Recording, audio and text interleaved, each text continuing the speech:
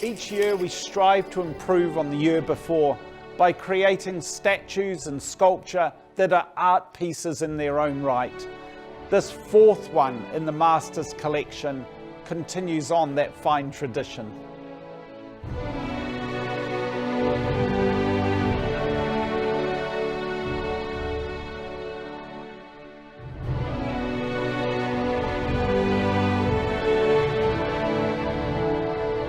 For me, this is a very special one because it's the first in the Masters collection from The Hobbit.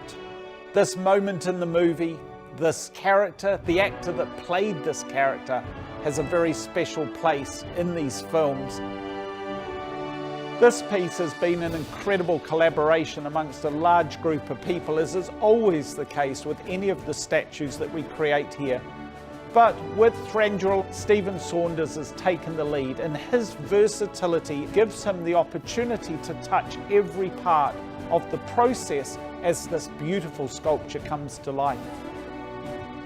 What I think Stephen understood right at the very, very beginning, and that the final statue demonstrates, is that he understood the nature of this character so profoundly well.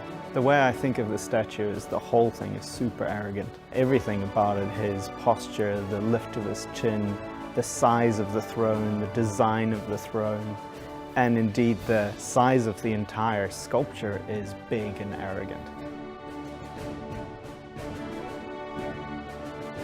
This is one of the first times where I was able to follow the sculpture through all the stages of the making, from sculpture to mold making and casting and painting. Having Stephen involved from start to finish on this collectible meant that there was a great continuity of creative vision, and I think in any statue that helps give it a greater level of integrity. It's extremely important to us to get all the details very accurate and very finely finished in the whole piece, and very true to the original set that it was based on. Like most of our Middle-earth statues, we have the luxury of a lot of reference material. In this case, we had set plans, we had models, and we had hundreds of photographs from the set.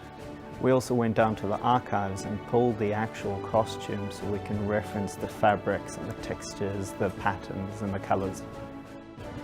The sculpting process on this statue was actually really, really interesting because Stephen's a model maker and a sculptor, and as a sculptor he works both in plasticine and also in pixels. Whether we do things digitally or physically, we still always want to have it feel very detailed, very handcrafted, hand-finished, personally finished.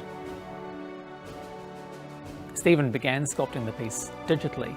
After all the digital work was done and we had a 3D printed prototype, he went in and resurfaced almost every element physically.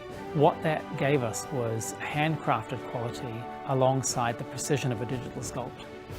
All the surfaces of the sculpture, the tree, the steps, the antlers, the floor and the wall, I felt like they needed to be interesting with lots of detail, lots of contrast to them. Stephen has achieved quite a dynamic range of different textural treatments in this statue. It has areas that are very organic and rough. There are other areas that are incredibly smooth and glossy. There are metallic sections to it. There are some areas that are matte, there are some that are polished. The overall effect is something that is very rich and varied. One of the things I think is really cool about the statue is a collector has the option to display it either with or without Thranduil on the throne. And this is done with the thought being that many of our collectors enjoy the large environments that we make. And by taking Thranduil out of the throne, you get to really appreciate the beauty of the design of the throne itself.